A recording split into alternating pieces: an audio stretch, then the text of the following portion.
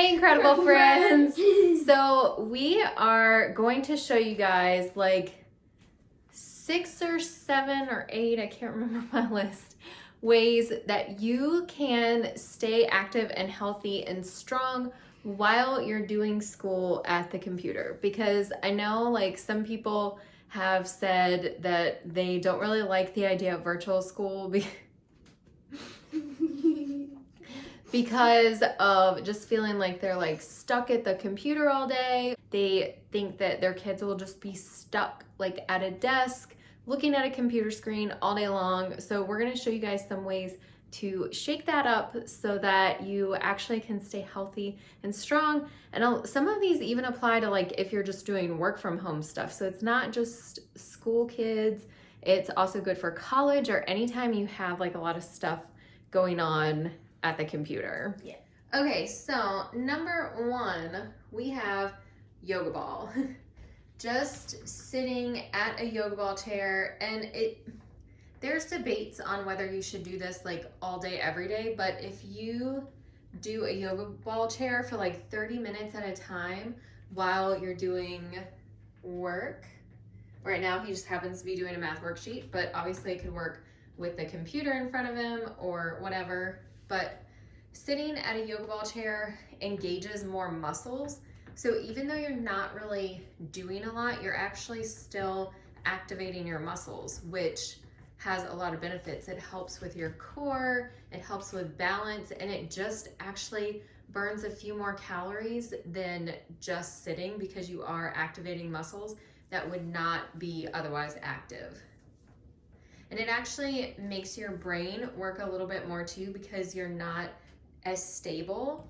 So you have to work on that stability, which is a really, really valuable thing. I don't know what that is, but they're fun to bounce on. So you can even just have a yoga ball on the floor. You don't even necessarily have to have the chair part. I'm just gonna go ahead and tell you guys, nothing in this is sponsored, like literally nothing. We don't have any sponsorships. We're not getting paid to like promote products, or if I end up putting any links down below, they're not affiliate links. It's literally like just stuff that we use that we found to be helpful, so we wanted to share with you. Okay, so here is way number 2 to stay a little bit healthier. You can actually make your own standing desk. I know you can buy these and sometimes you can get them at a decent price. Some of them are kind of expensive, but standing has a lot of benefits. If you stand up to do your work, during the week, you could potentially be burning like 700 more calories as opposed to just sitting. And you're not really doing that much, you're just standing, but it's kind of like the yoga ball chair where you're activating your muscles just by being in a different position. So the important thing with doing work standing up is your neck should not be bent. So you want to be able to keep your posture and your neck up. You don't want to be looking down. So it wouldn't be a good idea to just have your computer flat on your counter or your desk and standing up. You want to elevate it. You can use like a box or books if you can't buy a standing desk. So that's a really cool like free thing that you can do just for the time being. Like you don't need anything else besides what you already have at home, and I really love that. You doing your work? Yeah. What are you doing? Health. Health? I don't like it. You don't like health? Mm-mm. Oxygen enters the body through your... Oh, shoot. You don't know the answer? I forgot! Your nose and... So then we'll finish this lesson standing up, and then we'll do something different for the next lesson. This is one of my favorite purchases ever. It was the best $30 that I ever spent. This is an exercise bike that goes under your desk. And like I said, it was very cheap on Amazon. It works great. It has 10 different resistance settings, which is amazing. And it tracks your time, your distance, your calories burned. And it's a great way. I actually use it sometimes just watching TV, or if I'm like drawing or writing something. So you can use it like all day long.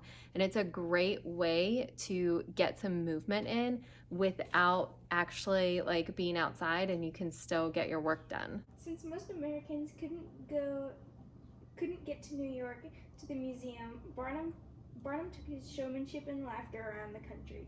He built a circus, the Barnum and Bailey Circus. He built a circus so large that 20,000 people could sit under one big tent. So you can put that under a desk, under a table, just in front of the couch. You can literally use it anywhere, and that's why I love it. Super helpful, and it's both the kids like using it too.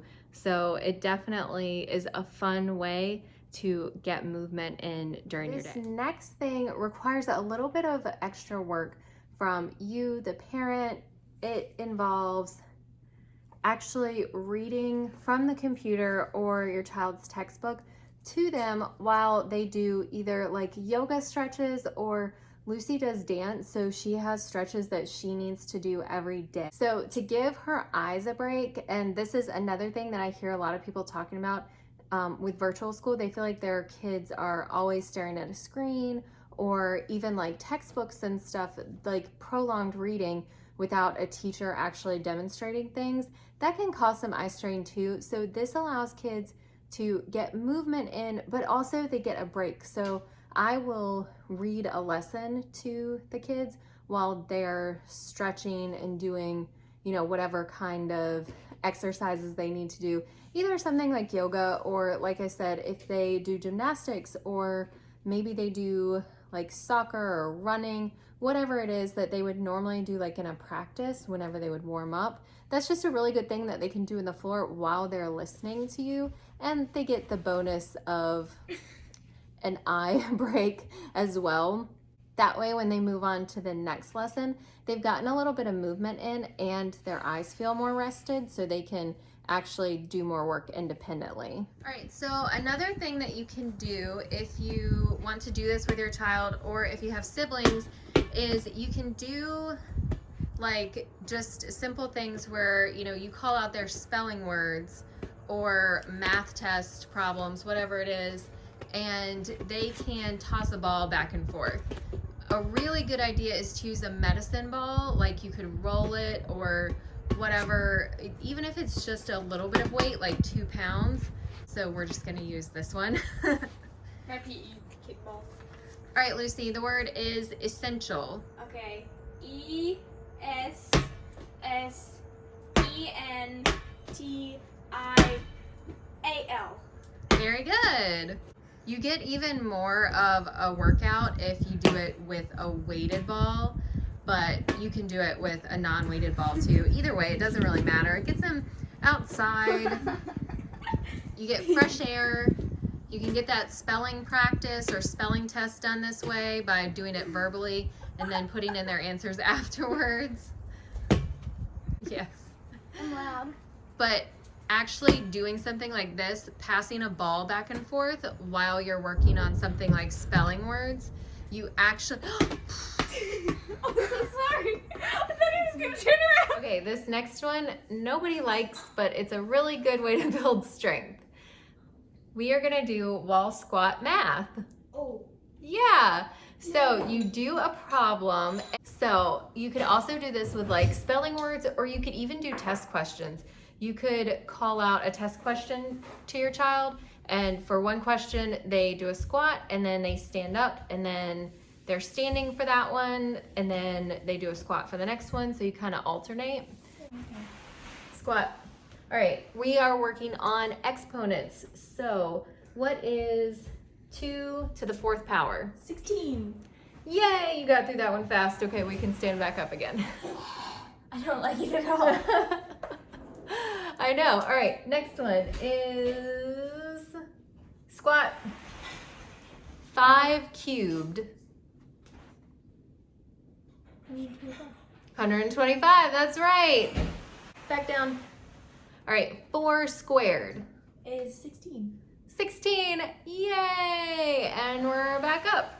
And we could do this like throughout her whole math practice. That way,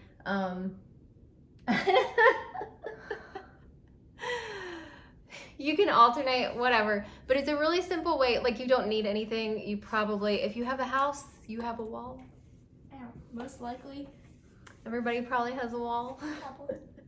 So yeah, that's just a really easy way. My legs are burning. It's definitely a way to get your heart rate pumping, and you get exercise, like a little bit more of an intense exercise than some of the other things that we've done, but you also are thinking about the math, so it kind of helps you. Yeah, like, you know, yeah, like you're not thinking about, oh my gosh, I have to do a squat for like, 15 seconds or whatever. You're just doing the math and more focused on it. So for the last thing, this is our occupational therapy gym that we have in the basement. But if you have a backyard swing set, or if you have like a playground nearby, I highly recommend doing like whatever you can on the playground. So like we could bring our laptop here because obviously it's at our house, so we still have the internet and everything.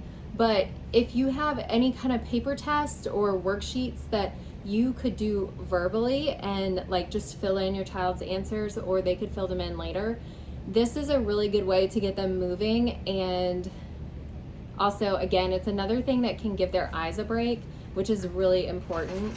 Let's do a science test while you're going across the monkey bars. It is a little dark in here too, just because we don't have a ton of lighting. It's just kind of slightly finished. One light up there. Yeah, there's only one light on this side. All right, so what is igneous rock? It is rocks formed by dried lava. Yep. What is an element's atomic number? The number of protons in an atom. Yep. Okay guys, so we hope that you enjoyed this and that it gave you some ideas for ways to keep yourself and your kids active if you're sitting in front of a computer a lot. Just as like a bonus, I wanted to say that really like look at the stuff that you have in your house. Like we have this Pilates bar, which is really awesome. That's a funny word. We have this like balance. We actually have a couple of different balance boards. And the back roller is really, really good for adults and kids, because if you're sitting for a while, your back is gonna get tight and your spine is gonna get kind of compressed. So rolling on a roller helps a ton. You can use hand weights, like a little, like even just a little 2-pound weight or something, just in your hand, like while you're reading, and it will give you movement, and that's going to increase blood flow. All of these things don't just have physical benefits, they actually, just that movement and the extra blood flowing through your body can actually help prevent depression and anxiety. So keep moving, and I hope this helps you guys. Let us know what different things you try to stay active, because we love hearing new ideas so that we can try new things. And we will see you next time. Thanks for hanging out with us, and we love you all. Your life matters to us. We'll be back soon with some Disney videos. I am hypnotizing you. What'd you say, buddy? And Tag's in the living room. He says bye.